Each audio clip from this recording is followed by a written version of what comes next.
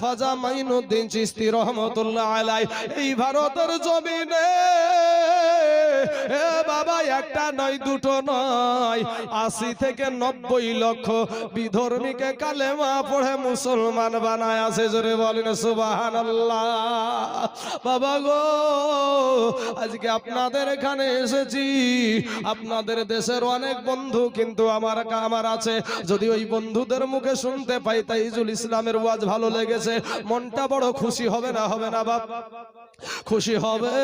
কিন্তু ওই রকম বাবা খাজা মাইনুদ্দিন চিশতি রহমতুল্লাহ আলাইহি 80 থেকে 90 লক্ষ বিধর্মীকে কালেমা পড়ে মুসলমান বানানোর পরে মায়ের কাছে গিয়া হাজির, মনটা বড় আনন্দিত, মনটা বড় খুশি। মা বলে, বেটা মুইনুদ্দিন রে, ওরে বেটা মুইনুদ্দিন, তোমার মনটা এত খুশি কেন দেখা যায়? তোমার মনটাতে এত আনন্দ কিসের জন্য হয়? বলে, মা গো, হিন্দুস্তানের জমিনে পা রেখেছিলাম গো মা, ইন্ডিয়ার জমিনে গিয়েছিলাম গো মা, ওই দেশে আমি একটা নয় দুটো নয়, আমি 80 থেকে 90 লক্ষ বিধর্মীকে কালেমা পড়ে মুসলমান বানায় আছি। মা জননী ডাক দিয়া বলে, বেটা মুইনুদ্দিন রে, ওরে বেটা মুইনুদ্দিন, আমি তোর মা, তোকে বলছি রে বেটা, তুমি আজকে যা কিছু হয়েছো এতে তোমার খুশি হওয়ার কোনো কারণ নাই। তুমি যা কিছু হয়েছো আমি মা জননীর কারণে হয়েছো। জোরে বলেন সুবহানাল্লাহ। মুইনুদ্দিন বলে, মা গো, আমার জন্য তুমি কি ত্যাগ স্বীকার করেছো গো মা, কি এমন কাজ করেছো? মা ডাক দিয়া বলে, বেটা মুইনুদ্দিন রে, তুই যেদিন আমার পেটে আসলি রে বেটা, সেদিন থেকে আমি তোর মা জীবনে একটা রাত্রিতে আমি তাহাজ্জুদের নামাজ কাজা করি না। বাপ, আমার ভাই শোনা, আর আমাদের বিবি কি করে? নিজের বিবেককে জিজ্ঞেস করেন। সন্তানের ভাত খাবে? সন্তানের ভাত এমনি দিবে? হ্যাঁ বাবাজি, আপনার বিবেককে জিজ্ঞেস করেন। আজ রক্তের জোর আছে, কিছুই মনে হবে না, যেদিন তোর রক্ত শুকায়া যাবে।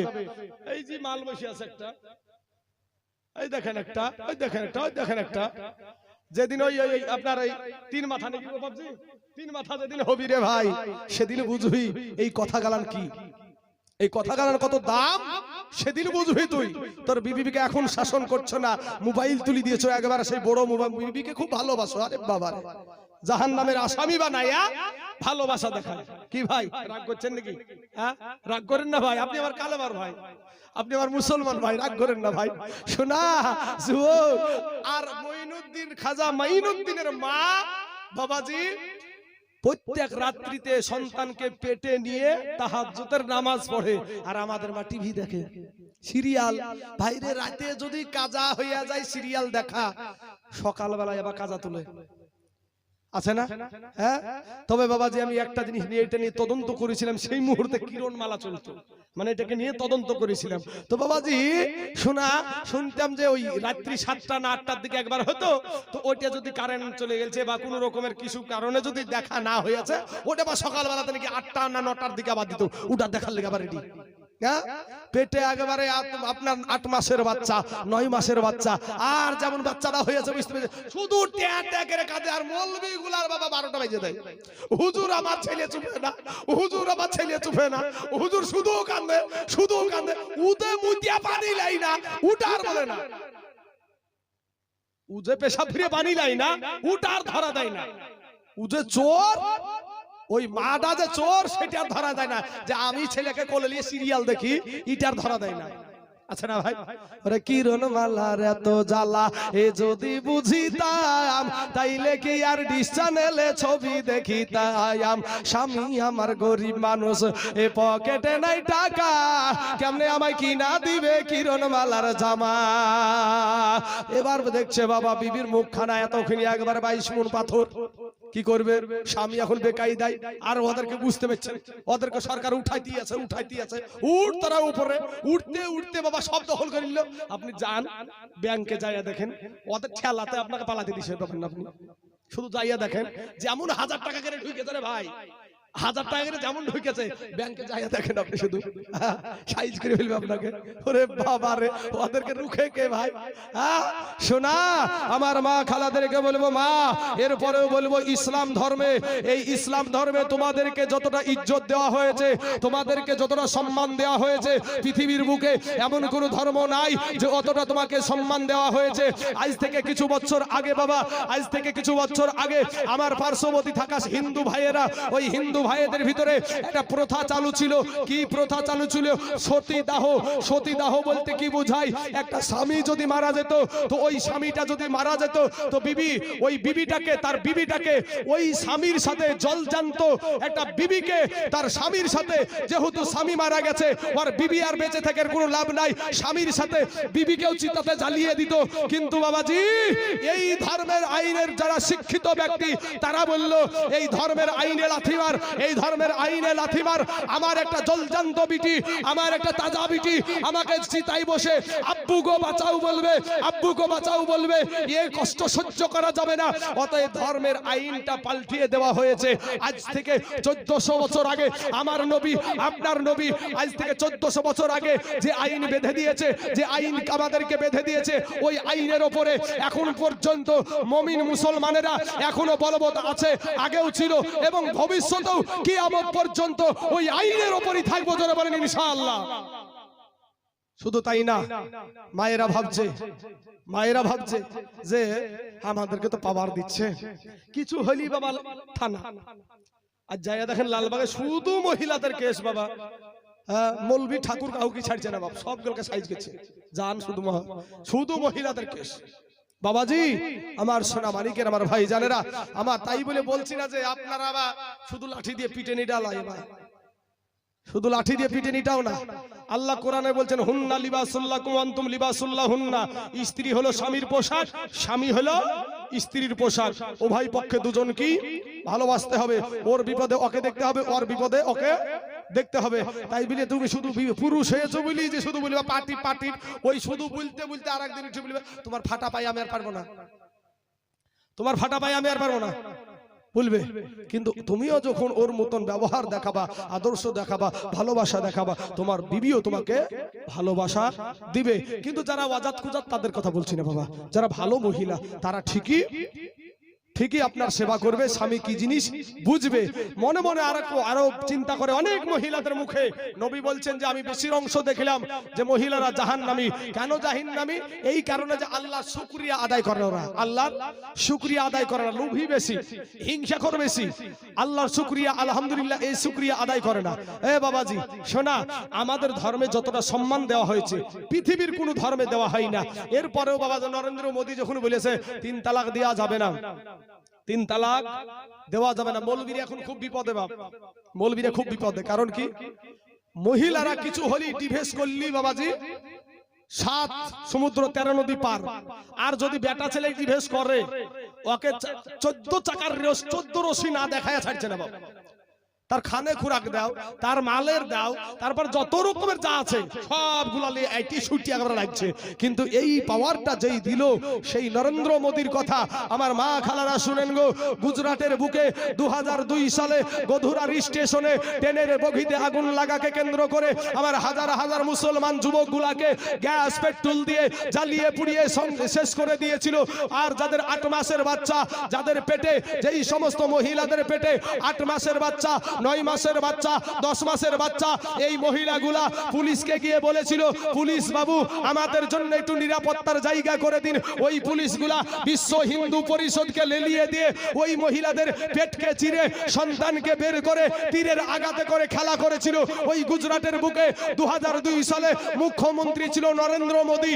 আর সেই নরেন্দ্র মোদী বলে মুসলিম মহিলাদেরকে কোনো সম্মান দেওয়া হয় না। 20 বছর সে সংসার করলো, 3টে কথাতে সে বাড়ি থেকে বিদায় হয়ে চলে যেতে হয়। অতএব এটা দেয়া চলবে না, এটা করা চলবে না, বাতিল করে দিচ্ছে। কিন্তু মহিলারা ভাবছে যে সত্যি তো আমাদের সরকার ঠিক করছে। কিন্তু মা, সেই গুজরাটের বুকে যখন আমার মা জননীদের পেটকে চিরা হয়েছিল, সন্তানগুলাকে বের করে তীরের আঘাতে করে খেলা করা হয়েছিল, নরেন্দ্র মোদীর চোখে কি ঠাঠা পড়েছিল নাকি ভাই? কথা বুঝছেন না বাপ? ভয় লাগছে নাকি? অ্যারেস্ট হলে আমি হব ভাই। আমি যখন আসি থানার গাড়ি এসেছে ভাই, আমি যখন আসছিলাম থানার গাড়ি এসেছিল বাবাজি। শোনা, সালমান আজহারি নামে একজন অ্যারেস্ট হয়েছে না হয় নাই ভাই? আরে মইরা গেলে শহীদের দরজা পাবে, মইরা গেলে শহীদের দরজা পাবে। আমার মা খালাদেরকে বলবো, মা তুমি ফিরে এসো ইসলামের ছায়া তলায়। মা গো, খাজা মাইনুদ্দিন চিশতি রহমতুল্লাহ আলাইহির মা বলছে, বেটা রে, ওরে বেটা, তোকে আমি পেটে নিয়ে, রে বেটা, আমি একটা রাত্রি তাহাজ্জুদের নামাজ কাজা করি নাই রে বেটা। ওরে বেটা মুইনুদ্দিন, বেটা রে, তুই যখন দুনিয়ার জমিনে চলে আসলি রে বেটা, তুই যখন ভূমিষ্ঠ হয়ে গেলি রে বেটা, আমি তোর মা তোকে বিনা অজুতে, অজু না করে আমি তোর মুখে দুগ্ধ দিই না। আর আমাদের মা ভাই বাবাজি শোনা, এমনি তার বেটা এরকম হয় না রে বাবা। বেটা বিটি কি এমনি এরকম হয়? মা বাবা আদর্শবান হওয়া দরকার আছে না নাই? মা বাবা আদর্শবান। আরে মা বাবা, আমার ছোট্ট বেটাকে নিয়ে পাশে নিয়ে আমি নামাজ পড়বো, আল্লাহকে বলবো, আল্লাহ গো আমার সন্তানটা, আমার সে তো নাবালক, আমার আল্লাহ গো আমার সন্তানটার, আল্লাহ আমার এই সন্তানটাকে তুমি একটা সলেহীন, একটা মুত্তাকিন, একটা ভালো ছেলে বানায়া দিও, আদর্শবান ছেলে বানায়া দাও। আল্লাহর কাছে সন্তানের জন্য দোয়া করবো না। তো সন্তান তো নামাজ পড়া দূরের কথা, বাপই তো পড়ে না। কবর, কবর কঠিন জায়গা ভাই। খোদার কসম করে বলি ভাই, আপনার সন্তান কাল কিয়ামতের মাঠে আপনাকে আটকাবে, আপনার বিবি আপনাকে আটকাবে। কারণ কি? আমার আল্লাহকে বলবে, আল্লাহ আমার স্বামী ও আমার ভরণ পোষণ করার দায়িত্ব নিয়েছিল, মজলিসের সম্মুখে 100 লোক বরযাত্রী যাইয়া মজলিসের সম্মুখে আমার ভরণ পোষণের দায়িত্ব নিয়েছিল। আমি অন্য কাজ না করার জন্য আমাকে পিটনি দিয়েছে, কিন্তু নামাজ পড়ার জন্য আমার স্বামী একদিন আমাকে বলেনি। অর্থাৎ আমি যদি জাহান্নামে যাই, আমার স্বামীটাকে দেন, আমার স্বামীকে না নিয়ে আমি জাহান্নামে যাব না। সন্তান বলবে, আল্লাহ গো আমার বাপ আমার মা, আমি স্কুলে যাইনি তার জন্য আমাকে আঘাত করেছে, আমি কলেজে যাইনি তার জন্য আমাকে বেত্রাঘাত করেছে, আমি বাজারে ঘাটে যাইনি, মাঠে যাইনি কাজ করার জন্য, এর জন্য বেত্রাঘাত করেছে। কিন্তু আল্লাহ গো তোমার ঘর মসজিদে যাওয়ার জন্য আমার মা একদিনও বলেনি যে বেটা মসজিদে যা, ও বেটা নামাজ পড়ে আয়, এ কথা একদিনও বলেনি। খোদার কসম করে বলি, ওই মা বাপকে জাহান্নামে যেতে হবে। কারণ আপনার সন্তান বলবে, আল্লাহ আমার মাকে আমার বাপকে যতক্ষণ পর্যন্ত জাহান্নামে না দিবেন আমি জাহান্নামে যাব না। বুঝলে বুঝ পাতা, না বুঝলে ভাই তেজ পাতা, আর বুঝলে বুঝ, না বুঝলে তরমুজ। সুবহানাল্লাহ। ওরে পাঁচটা হালাতে ঘুমাও তুমি, মায়ের নাই রে থাকার ঘর। এ পাঁচটা হালাতে ঘুমাও তুমি, মায়ের নাই রে থাকার ঘর। কার পাইয়া হইলি এত স্বার্থপর, কার পাইয়া হইলি এত স্বার্থপর। যেই মায়ের লাগিয়া তুমি আইসো এইভাবে, সেই মায়ের কান্দাইলে দুজখী হবে। ওরে যেই মায়ের লাগিয়া তুমি আইসো এইভাবে, সেই মায়ের কান্দাইলে দুজখী হবে। তাই জুলে কয়, তাই জুলে কয়, যুবক ভাইরে তোর মায়ের পায়ে ভক্তি কর। কারে পাইয়া হইলি এত স্বার্থপর। এক পাকা ঘরে ঘুমাও তুমি, মায়ের নাই রে থাকার ঘর। কারে পাইয়া হইলি এত স্বার্থপর। সন্তানের ভালো বাড়ি ভালো গাড়ি, কিন্তু মায়ের না থাকার ঘর নাই। এরকম মা আছে না নাই বাপ? ও যুবক ভাই শোনা, তোদের পা দুখান আগায় আদে ভাই, এই শেষ রাত্রিতে ভাই রে। হ্যাঁ, এই দেখেন আপনার 2টো 2:30 বেজে গেল ভাই, সুবহানাল্লাহ। তো বাবাজি এই শেষ রাত্রে একটা কথা মনে রাখো ভাই, যে তোমার মাকে কষ্ট দিও না ভাই। আমি প্রথম থেকে মায়ের দিকেই ওয়াজ করে আসছি, তবে একটা ওয়াজ এক আলেম করছিল বাবা, এটা একটা বুঝানোর জন্য আলেমটা করছিল কি, যে একটা বড় ভাই ওর বক্তব্য শুধু যে আমার যা আছে আর কারো না। বড় ভাই টাকা পয়সা কোটি টাকার মালিক ভাই, তো কোটি টাকার মালিক এখন হলে যা হয় ওর যা গৌরব, বুঝতে পারছেন না? তো গৌরব করে আমার যা আছে আর কারো না। এই গৌরব করতে করতে এখন আর ছোট ভাই একটা মৌলবি আছে, ওই মৌলবি ডাক দিয়েছে, বড় ভাই আমি চিন্তা করে দেখেছি যে তুমি যে বলো না যে আমার যা আছে আর কারো নাই, তো আমি চিন্তা করেছি দেখেছি যে তোমার দুনিয়াতে কিচ্ছু নাই, দুনিয়াতে কিচ্ছু নাই। তখন বড় ভাই বলছে, আরে তোকে আমি মৌলবি বানানো না ব্যাককল বানানো? কথাটা একটু বুঝার চেষ্টা করবেন ভাই। এই কথা থেকেই আমার আপনার মায়ের শান বেরিয়ে আসবে। যেই মাকে এখানে রেখেছেন ভাই, যে আব্বাকে রেখেছেন, ও যুবকেরা আমার ভাই জানেরা, ওই বুঝিয়েন না ভাই। এক্সাম্পল হিসাবে আরেকটা কথা আপনাদেরকে বলে দিই, এক মঘা ভাই জীবনে কোনোদিন আয়না দেখেনি চাচা, এক মঘা তার কাটা বুদ্ধি ছিড়া, ও জীবনে কোনোদিন আয়নাই দেখেনি। তো এখন দলতে বাজারে আপনার পাইকারি দরে আয়না বিক্রি হচ্ছে 10 টাকা বেলা ভাই। আয়না কেনার পরে মঘা জীবনে তো দেখেনিও, তো মঘা করেছে কি আপনার ওই আয়নার দিকে তাকিয়ে দেখছে যে আয়নার ভিতরে একটা মানুষ, আয়নার ভিতরে একটা মানুষ। তো মানুষ দেখার পরে আর কিন্তু মানে ওই যে আমাদের সমাজে একটা কথা নাই যে আসমানে এক পা আর জমিনে এক পা করে চলে এসছে, এরকম একটা নারীদের মধ্যে কথাটা বেশি আছে। হ্যাঁ, তো ওই রকম ভাবছে যে কি জিনিস, মানে আশ্চর্য হয়ে গেছে, হয়ে গিয়ে বগলের তলে লুকিয়ে নিয়েছে, বা এমন ভাবে সুন্দর করে লুকিয়ে নিয়েছে, কাউকে দেখাবে না। এই নিয়ে যাওয়ার পরে 10 টাকা বেলা আয়না কিনে নিয়ে যে বাড়িতেও যে কাউকে দেখায়নি, বাড়িতে লুকিয়ে রেখেছে বালিশের তলে, এমন করে ওকে লুকিয়ে রেখেছে কেউ যাতে না পায়। তো এখন করেছে কি, এবার প্রত্যেক দিন ভাই দুপুর বেলাতে গোসল টুসল করে তেল মেখে ওই আয়নাটা একবার করে বের করে আরেকবার করে দেখে, একবার করে বের করে দেখে। তো বাড়িতে তো আরো মানুষ আছে নাকি গো? হ্যাঁ, এবার বাড়ির সবচাইতে খোঁজ রাখে আমাদের যারা বিবাহিত পুরুষ, তারা তাদের বিবিরাই বেশি খোঁজ রাখে। তো বিবি চিন্তা করছে ব্যাপার কি, রোজ রোজ দুপুর বেলায় কি করে ওই কোনায় যায়, ও কোনাতে কি আছে ওর? বিবি কিন্তু আর মনে কিন্তু বাবা খুঁতখুতি শুরু হয়েছে, দাঁড়া আজ বাড়ি থেকে বের হোক মজা দেখাবো। হ্যাঁ, বিবিতে কিন্তু চিন্তা করছে ও বাড়ি থেকে বের হইলেই আজকে দেখবো যে কি করছে। আচ্ছা, মিষ্টি একটা গজল বলতে বললো, সুবহানাল্লাহ। ফরিদা, আচ্ছা ভাই গো এমন গজল শুনতে চাইছেন, পেটের লাড়ি ব্যথা হয়ে যায় ভাই ওটা বুঝতে গো। হ্যাঁ, যাই হোক বাবাজি আমার সোনা মানিকের আমার ভাই জানেরা, তো এবার হ্যাঁ বাবাজি, এবার ওই আয়না কি করছে, ওই আয়না লুকিয়ে রেখেছে। স্বামী এবার বাড়ি থেকে বাইরে গেছে, আর বিবি বলছে দাঁড়া, আমাকে 3 দিন 4 দিন ধরে কিছুই বলিসনি, লুকিয়ে রেখেছিস, কি যে করছিস দেখছি, দাঁড়া।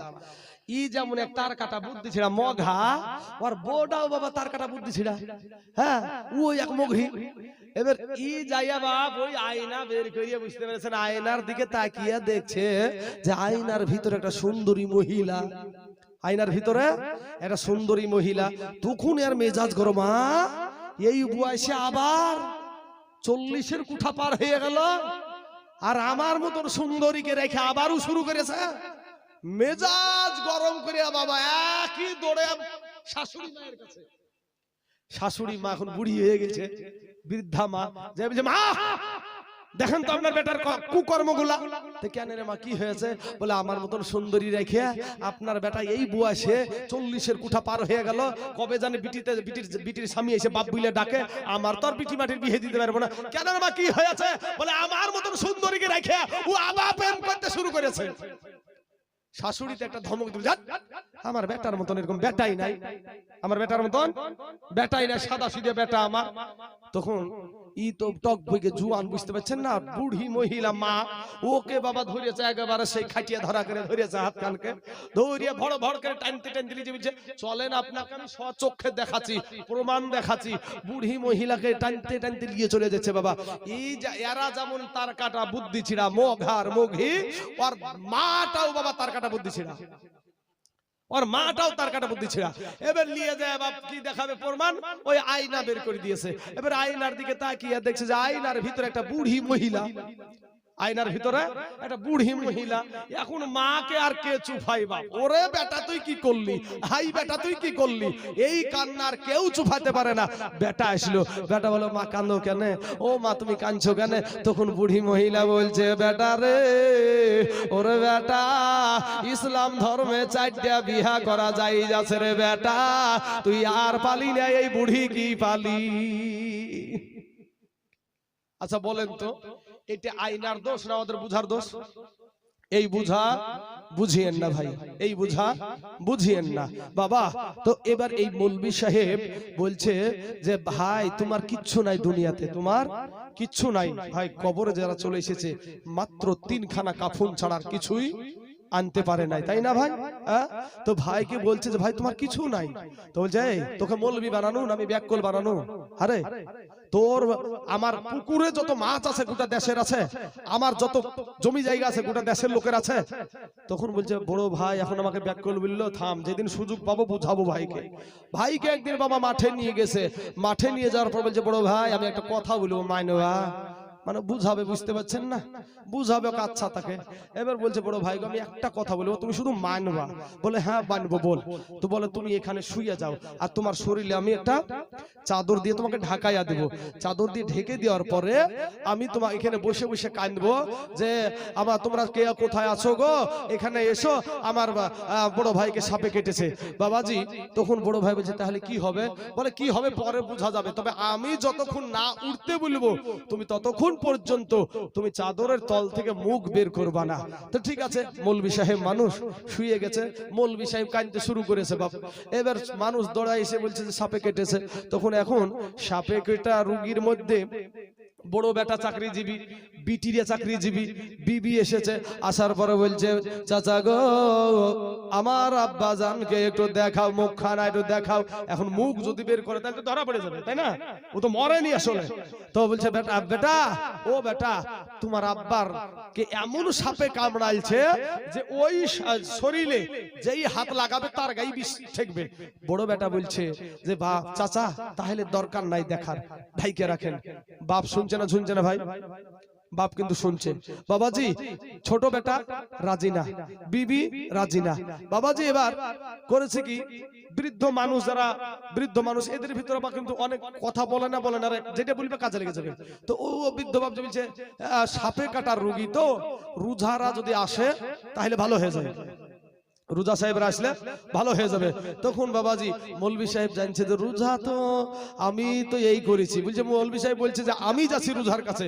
রোজার কাছে গিয়ে বলছে রোজা সাহেব আমার ভাই শুধু দিন রাত শুধু বলে টাকার গরমে আমার যা আচার কারো নাই, আমার ভাইয়ের যে কিছু নাই এটা বুঝাবার জন্য আমি এই হিকমত খাটালছি। অতএব ভাই তুমি এই কাজ এই কাজ করবা। রোজা সাহেব যে 2-3টা ফু দিয়ে বলছে হাই হাই হাই, এই বিষ নামানোর বিষ না, এই বিষ নামানোর বিষ না। তখন বড় বেটা যায় বলছে চাচা গো আমার আব্বাকে আপনি বাঁচান, আমার আব্বা ছাড়া আমরা বাঁচবো না। রোজা তখন ডাক দিয়া বলছে বেটা তুমি কে? বলে ইনি আমি হইলাম ইনার বড় বেটা। বলে তোমার আব্বাকে বাঁচানোর একটাই রাস্তা আছে। বলে কি রাস্তা? বলে ওই রাস্তাটা হইল তুমি তোমার আব্বার পায়ের কাছে গিয়ে দাঁড়াবা, তোমার আব্বার বিষ নিয়ে গিয়া তোমার শরীরে মারবো, তুমি মারা যাবা, তোমার আব্বা তাজা হয়ে যাবে। বড় বেটা বলছে রোজা রোজা গো আর ছাড়ার দরকার নাই, যদি জানাজা করার দরকার দরকার হয় জানাজা করতে হুকুম দেন, আমি অফিসে আবার তারা আছে চলে যাব, ওর মরার টাইম হয়েছে, মইরা গেছে।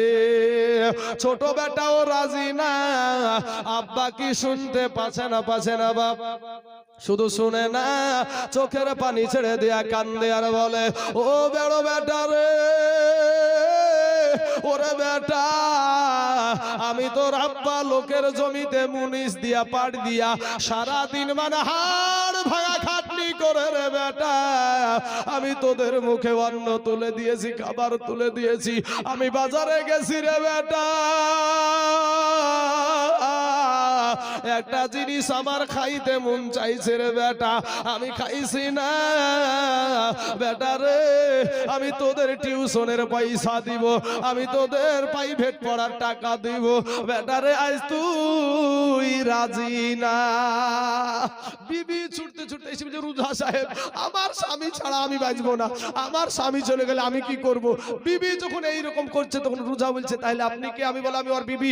তখন তাই নাকি, তো আপনার স্বামীর পায়ের কাছে গিয়ে দাঁড়ান, আপনার স্বামীর বিষ নিয়ে গিয়ে আপনার শরীরে মারবো, আপনি মারা যাবেন, আপনার স্বামী ভালো হয়ে যাবে।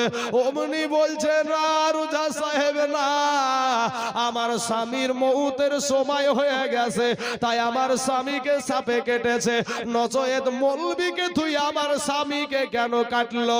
অতএব আমার যেই 2 দিন বাঁচার হায়াত আল্লাহ দিয়েছে, সেই 2 দিন আমি বেঁচে থাকি, আমি মরতে চাই না। বিবিও রাজি না। অথচ এই বিবিকে পাইয়া কত যুবক, তুমি তোমার মাকে ঘর থেকে বের করে দাও, তোমার বাবাকে তুমি ঘর থেকে বের করে দাও, যুবক রে ফিরে এসো ভাই। এবার রুজা সাহেব মৌলবীকে জিজ্ঞেস করছে, মৌলবী ভাই আর কেউ আছে নাকি? তো বলে আরেকজন আছে। আরেকজন আছে তো কে? বলে সেটা হলো আমাদের জনম দুঃখিনী মা। জোরে বলেন একবার সুবহানাল্লাহ। বলেন নিয়ে আসেন তাকে। বলে আসতে পারবে না, অসুস্থ হয়ে গেছে, বিছানায় পড়ে গেছে। বলে নিজস্ব লোক যান, যাওয়ার পরে কোলে করে নিয়ে আসেন। মৌলভী সাহেব আবার চলে গেল। বাবা চলে যাওয়ার পর দেখছে মা জননী সাপে কাটার কথা শুনে বড় বেটাকে সাপে কেটেছে। মা জননী বিছানায় শুয়ে শুয়ে চোখের পানিতে বাবা বালিশ ভিজায়া ফেলেছে। মৌলভী ডাক দেয়, মা গো কানতে হবে না মা, তোমার সন্তান ভালো হবে গো মা।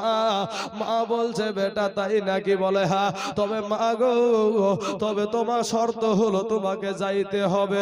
বলে বেটা রে, আমি যে মা যেতে পারবো না। মা বেটা তাহলে আমাকে তুমি নিয়ে চলো। এবার মৌলভী সঙ্গে করে নিয়ে চলে গেছে। বাবাজি দূর থেকে রুঝাকে মা ডাক দেয়, বেটা রুঝা রে, ওরে বেটা রুঝা, যাস না রে বেটা, যাস না, আমি মা জননী এসেছি। কাছে চলে আসলো। রুঝা ডাক দিয়ে বলে, মা গো আপনার বেটা ভালো হবে গো মা। ও গো মা, আপনার বেটা ভালো হয়ে যাবে, তবে মা শর্ত হলো আপনার বেটার শরীরের পাশে আপনি একটু দাঁড়ায়া যাবেন। আপনার সন্তানের বিষ নিয়ে গিয়ে আপনার শরীরে মারবো, আপনি মারা যাবেন, আপনার বড় বেটা ভালো হয়ে যাবে। এবার মা জননী ডাক দিয়া বলে, রুঝা রে, ওরে রুঝা, এটা আমার কলেজার টুকরা নয়নের ভরা বড় বেটা রে, ওরে দে রে দে, আমার বেটার শরীরে যত বিষ আছে আমি মা জননীর কলেজাই দে। রুঝা ডাক দিয়া বলে,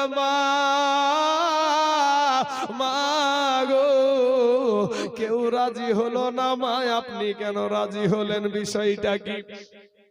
মা জননী ডাক দিয়া বলে, বেটা রুঝা রে, এই বেটাটা হইল আমার বড় বেটা। এই বেটাকে আমি পেটে নিয়া আমি দুটো খেয়ে শান্তি পাইনি, আমি মা একটু বসে শান্তি পাইনি, একটু শুয়ে শান্তি পাইনি। 10 মাস 10 দিন যে কি কষ্ট হয়েছে আমি মা ছাড়া আর কেউ জানে না। জোরে জোরে বলুন সুবহানাল্লাহ। বেটা রুজা রে, এই বেটা যখন প্রসব হওয়ার টাইম হয়ে গেল রে রোজা, আমি প্রথম দিনের যন্ত্রণা আমি লজ্জায় কাউকে বলতে পারিনি। আমি দ্বিতীয় দিনের ব্যথা আমি জিহ্বায় কামড় দিয়ে সহ্য করেছি। তৃতীয় দিন আমি বেহুশ হয়ে গেছি। আমার শাশুড়ি মা দৌড়াদৌড়ি করে, গো তোমরা কারা গো, দেখো আমার বৌমার কি হলো। পাড়ার মহিলারা এসে, মুরব্বী মহিলারা এসে আমার মাথাতে পানি দিয়ে আমার যখন জ্ঞান ফিরেছিল, এমন সময় আমার শাশুড়ি মাকে বলছে, মা গো চিন্তার কোনো কারণ নাই, আপনার বৌমা সন্তানের মা হতে চলেছে। বেটা রোজা রে, শুধু তাই না রে বেটা, এই বেটাকে আমি দুনিয়াতে আনার টাইমে আমি ওই মহিলাগুলাকে বলেছিলাম, মা খালা গো আমাকে 10 টাকার বিষ কিনাই না দেন, বিষ খায়া জীবন শেষ করে দি, সন্তান হওয়ার ব্যথা সহ্য হয় না। ওই মুরব্বী মহিলারা বলেছিল, বিটি রে অবুঝ হয়েও না রে বিটি, পাগলামি করিস না রে বিটি, সন্তানের মা হতে গেলে এই কষ্ট আমরাও করছি রে বিটি। এমনও দাবি করেছিলাম রে রোজা, আমি এমনও কথা বলেছিলাম, খালা গো দাও গো দাও, এটা দাদাও নিজের গলা কাইটা নিজে মৃত্যুবরণ করি, সন্তান হওয়ার ব্যথা সহ্য হয় না। বাবা গো ও যুবকেরা, আজকে 1 লাখ টাকা 2 লাখ টাকা 4 লাখ টাকা খরচ করে মক্কা মদিনায় যাওয়ার পরে হজ কবুল হতেও পারে, নাও হতে পারে, কিন্তু আপনার মা আপনাকে পেটে নিয়া যদি একটা বার আল্লাহ বলে সন্তান হওয়ার ব্যথায়, সন্তান হওয়ার কষ্টতে যদি একবার আল্লাহ বলে ডাকে, আমার আল্লাহ ওই মা জননীর আমল নামাতে একটা কবুল হজের সওয়াব দান করে দেয়। জোরে জোরে বলুন সুবহানাল্লাহ। আমার আল্লাহ বলে, বা ফারিস্তারা রে, ওরা আমার ফারিস্তারা, আমার ওই বান্দিটা বড় কষ্ট পাই রে, ওই সন্তানের ঘাড় খানা ধরে জমিনের বাইরে বের করে দেয়। যখন আপনার আমার ঘাড় খানা ধরে যখন জমিনের বাইরে বের করে দেয়, সাথে সাথে আপনার আমার পা মা জননীর কলে যায় আর লাথি লেগে যায়। এই লাথি খাইয়া বহু মা দুনিয়া ছেড়ে বিদায় হয়ে কবরে চলে যায়। আবার বহু মা গলা কাটা মুরগির মতন বেহুশ হয়ে পড়ে থাকে। যুবক রে, এবার বাবা এই কষ্ট করা সন্তানের রোজা মৌলবি সাহেব ডাক দিয়া বলে, ঠিক আছে বড় ভাই এবার উঠো। বড় বেটা তখন বলছে, চাচা কি বলছে রে, বাপ যদি উঠে পড়ে বাপকে মুখ দেখাবো কি করে। এবার বাবা বড় ভাই উঠার পরে আর কোনো দিকে তাকায় না, সন্তানের দিকেও না, বিটির দিকেও না, বেটার দিকেও না, বিবির দিকেও না তাকায়, আর মৌলবিকে বলে, মৌলবি রে তুই যে আমাকে এমন করে বুঝাবি আমি আগে জানতাম না। সত্যি রে মৌলবি আমার কিছু নাই, যদি কিছু থাকে তাহলে জনম দুঃখিনী মা। ওরে গায়ের চামড়া সিঁড়িয়া পায়ের জুতা বানায়া মায়ের পায়ে দিলে ঋণের সুদ হবে না, এমন মাকে বাবা কোথা পাবো না রে, এমন মাকে বাবা কোথা পাবো না রে। ওরে খালা ফুপু ভাতিজি মাসি পিসি বৌদি মামি চাচি কে হই আমার মায়ের সমান না। হবে নাকি হবে না? অতএব বাবাজি আমার ভাইয়েরা আপনাদেরকে বলি, বাপ শেষ বেলা একটা কথা আমার রাখেন ভাই, তওবা করে আল্লাহর রাস্তায় ফিরে আসেন ভাই, মসজিদে নামাজ আদায় করেন। এই কবরের চিন্তা করেন বাপ, যেই কবরবাসীর জন্য দোয়া বসে আছেন আপনারা, এখন দোয়া হবে তার আগে একটা গজলের আবদার করেছে বাপ। গজলটা আমি এখন টানতে গেলে বাপ খুবই কষ্ট হবে, তারপরও ভাই যখন আবদার করেছে ইনশাল্লাহ আমি যতটুকু পারি শোনানোর চেষ্টা করব। তবে আমার অনুরোধ ভাই আপনাদেরকে যে আপনারা 5 ওয়াক্ত নামাজ পড়িয়েন ভাই, আর মা বাপের খিদমত করিয়েন, এই কবরবাসীর জন্য দোয়া করবেন। মা বাপের কবরে আসবেন শুক্রবার মা বাপের কবরে আসবেন, এসে মা বাপের জন্য একটু দোয়া করবেন। বাবাজি, আমার ভাই জানেরা, আমার আব্বা জানেরা, যে যেখান থেকে থাকেন না কেন এক্ষুনি আমাদের দোয়া চালু হবে। আপনারা আপনাদের বাবা মা সন্তান দাদা দাদি অনেকের বিবি অনেকের স্বামী এখানে শুয়ে আছে, তাদের রুহে মাগফিরাতের জন্য দোয়া হবে। আপনারা আগিয়ে আসুন ইনশাআল্লাহ। বাবাজি, আমার ভাই জানেরা, তবে যে গজলটা শুনতে, হাতিমপুরের হাকিম সাহেব এ বাবা ছিল বেটার বাপ, আর ফরিদপুরের ফরিদাব হবে তাহারাজ। 10-এর মাঝে কথা হলো 20,000 টাকা, আর নগদেতে দিতে হবে, ধারের নাহি কথা। 100 জন বরযাত্রী, 100 জন বরযাত্রী, $10 বিবি, আর বেটার বাপ বলে যে যত পারবি তাদের খাবি। বাসে এলো বরযাত্রী, বাসে এলো বরযাত্রী, বহার এলো জিপে, লাগিল গাড়ি, বিয়ে বাড়ি নামিল গাড়ি হতে। সাদের জামাই নামিল নাকো শালার কোলে চেপে, বিয়ের বাড়ির আঙ্গিনাতে, বিয়ের বাড়ির আঙ্গিনাতে বাবা আওলা টাঙ্গায় আছে, ঢোল বাজছে গান গাইছে ছেলে মেয়ে নাচে।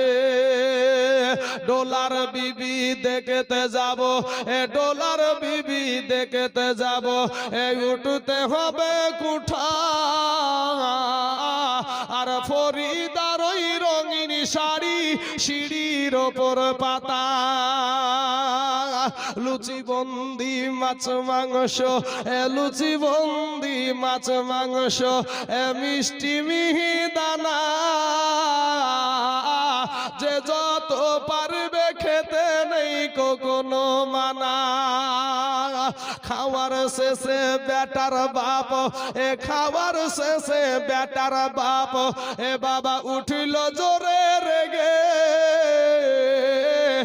রেগে বলে ও ভাই ও হে বিহাই দেরি কেন কাজী। সব ফেলিয়া বেটির বাপ, সব ফেলিয়া বেটির বাপ, বাবা এলো মজলিসেতে, আর ইমাম সাহেব চলে এলো বসলো নীরবেতে। দেখা দেখি মাথায় টুপি, দেখা দেখি মাথায় টুপি দিল সকলেতে, কেউ বা রুমাল কেউ বা মাথা ঢাকিল গামছাতে। ঘন ঘন সুবহানাল্লাহ আলহামদুলিল্লাহ বলে, আর বেটার বাপ তৌবা তৌবা আজর নিঃশ্বাস ফেলে। মাথায় টুপি মুখে দাড়ি, মাথায় টুপি মুখে দাড়ি, হয়ে মুসলমান, আর টাকার লোভে পড়ে দেখো হলো বেঈমান।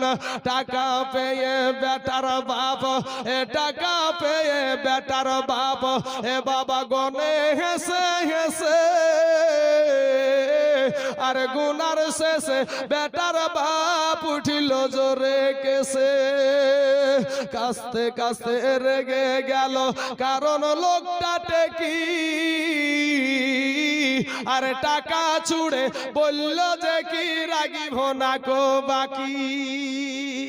বিটির বাপ সভার মাঝে, বিটির বাপ সভার মাঝে জোড় করিয়া হাত বলে আর করো না অপমান গো আমার বাপ। অষ্টমংলার ভিতরেতে 2,000 টাকা শুধু মধু সব করে দিব আর দিও না ব্যথা। শুনলো না গো বেটার বাপ, শুনলো না গো বেটার বাপ, বাবা লাফিয়ে কেন উঠে জানলা হতে সব ফরিদা তাকিয়ে তাকিয়ে দেখে। আব্বা মোরে জন্ম দিয়া, আব্বা মোরে জন্ম দিয়া এত অপমান, আর নিজের চোখে দেখে বলে রাগিব না কো জান। বিষের বোতল হাতে নিয়া, বিষের বোতল হাতে নিয়া বাবা খেলো কেঁদে কেঁদে, আর গিলে নিল মরে গেল বিয়ের পোশাক পরে। সমাজ তুমি তৈরি থাকো ইহার জবাব দিতে, ধরবে যেদিন আল্লাহ পাক কাল কিয়ামতে।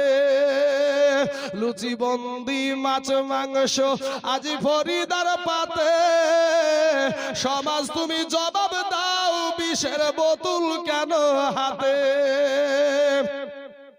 লুচি বন্দি মাছ মাংস এই আজকে খাবার দিন, আর বিষ খেয়েছে মরিল কেন সমাজ জবাব দিন। আজি ফরিদা মাথা বেঁধে, আজি ফরিদা মাথা বেঁধে পড়বে কানের দুল, সমাজ তুমি জবাব দাও খোলা কেন চুল। আজি ফরিদা মুখ দেখায়া, আজ ফরিদা মুখ দেখায়া হাতে নিবে টাকা, সমাজ তুমি জবাব দাও কাফনে কেন ঢাকা।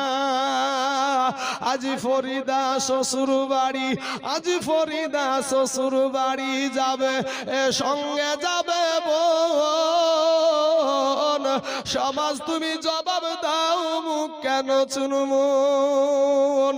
আজ ফরিদা শ্বশুর বাড়ি যাবে ট্যাক্সিটাতে, সমাজ তুমি জবাব দাও কেন খাটুলিতে। আজি ফরিদা শ্বশুর বাড়ি, আজি ফরিদার খুশির দিনে বাবা হবে বাসর ঘর, সমাজ তুমি জবাব দাও জানাজা কেন তার। আজি ফরিদা শ্বশুর বাড়ি, আজি ফরিদার শ্বশুর বাড়ি নামবে চাচির কোলে, সমাজ তুমি জবাব দাও কবর কেন দিলে। ফরিদার মতো দেখো কত শত বোন সমাজের ব্যবহারে বেচিল জীবন, এর জন্য কে বা দায়ী হবে বন্ধুগণ। চিন্তা করো সুধীজন সময় নাই এখন। আল্লাহুম্মা মাওলানা মুহাম্মদ ওয়া আলা আলি মাওলানা মুহাম্মদ সাল্লাল্লাহু আলা মুহাম্মাদিন